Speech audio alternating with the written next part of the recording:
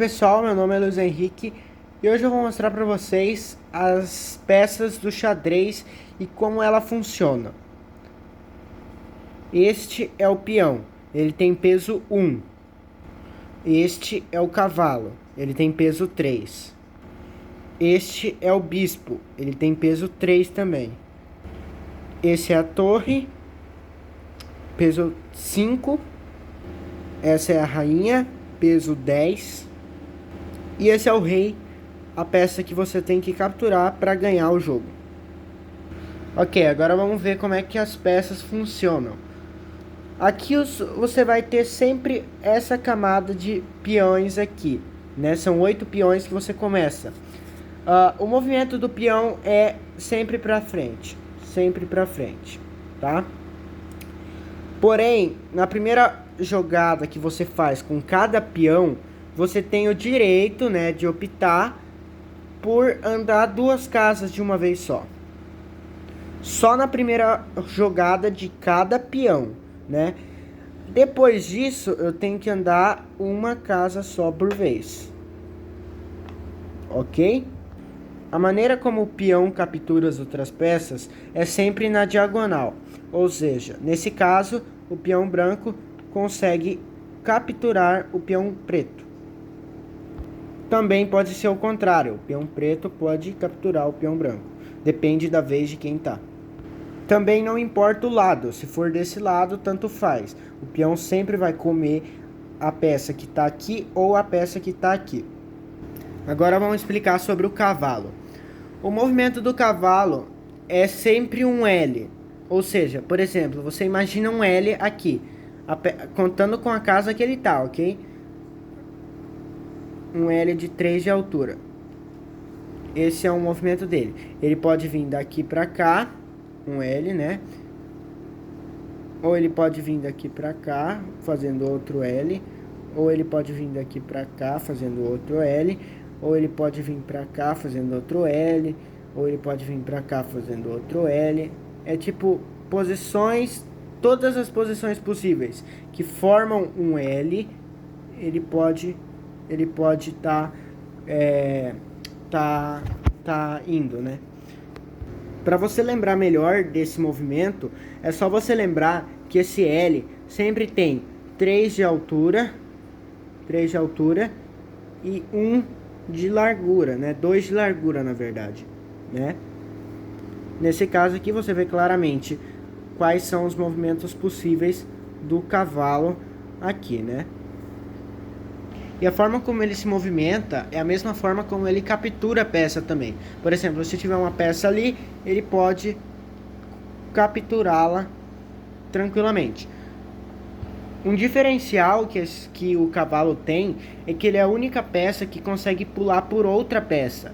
Ou seja, se tiver uma peça no caminho, ele consegue capturar ainda o peão ou qualquer outra peça que tiver na zona de alcance dele.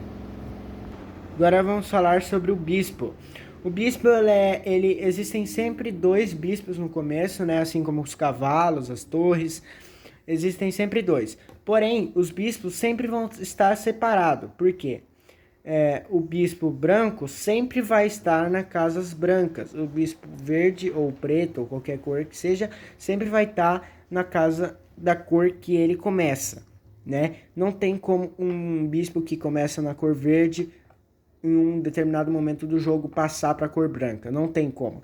O movimento do bispo, ele é sempre na diagonal, qualquer direção, para frente ou para trás, ok? Isso também justifica por que ele não consegue mudar de cor. A captura de uma peça do bispo funciona também igual o movimento dele. Ele consegue ir até a peça e capturar ela tranquilamente. Porém, se tiver uma peça no caminho, o bispo não consegue passar igual o cavalo. Como eu disse, o cavalo é o único que consegue pular por peças. Agora eu vou falar sobre as torres. As torres são as peças mais simples e uma das mais importantes que você precisa ter. O movimento das torres é sempre para frente, vertical ou horizontal, ok? é sempre esse, para frente, vertical ou horizontal, ok? Funciona da mesma maneira. Por exemplo, se tiver uma peça no caminho aqui, a torre não consegue capturar a peça que está atrás. Ela tem que pegar primeiro a peça que está na frente, né? Agora eu vou falar sobre as rainhas, as peças que têm um grande valor aí para a partida, né? A rainha, por que que ela tem um grande valor? Ela consegue andar em todas as direções, né? Ela consegue andar vertical, na horizontal e na diagonal, né? É como se fosse um bispo misturado com uma torre, né?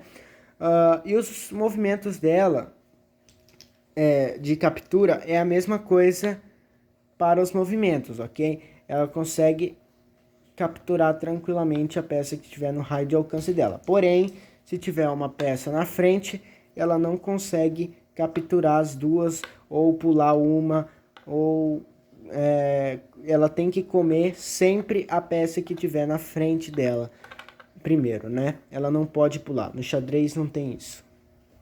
Agora sim a gente vai falar sobre a peça coringa do xadrez, né? O rei. O rei ele não tem um grande valor em captura de peças ou em outra coisa. Ele é simplesmente uma peça que você tem que proteger, porque ele define se você ganha ou perde uma partida. Por exemplo, se um jogador te ameaça e dá um checkmate no seu rei, né? Que significa o seu rei não tem escapatória, ele vai ser capturado, você perde, ok? Então você sempre tem que proteger o seu rei. Um rei também nunca pode se pôr em xeque. O que é se pôr em xeque? Por exemplo, eu tenho uma rainha aqui, o rei se mexe para cá. Ele não pode se mexer para cá. Por quê? A rainha está atacando essa casa. Então, ele tem que fazer qualquer outro movimento que não deixe ele ser atacado. Por exemplo, nesse caso aqui, que a rainha está ameaçando o rei, quando isso acontece, isso é o quê? Um cheque. Quando isso acontece, o rei é obrigado a se mexer para qualquer casa em que ele fique seguro e fora do alcance de qualquer outra peça que esteja no tabuleiro.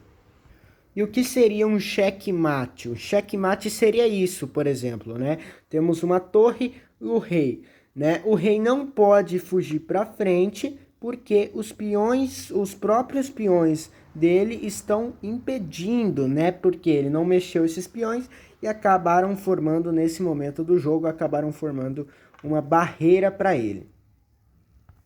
Então é isso, pessoal. Espero que vocês tenham gostado. Se vocês gostaram, deixa aí o seu gostei e é nóis.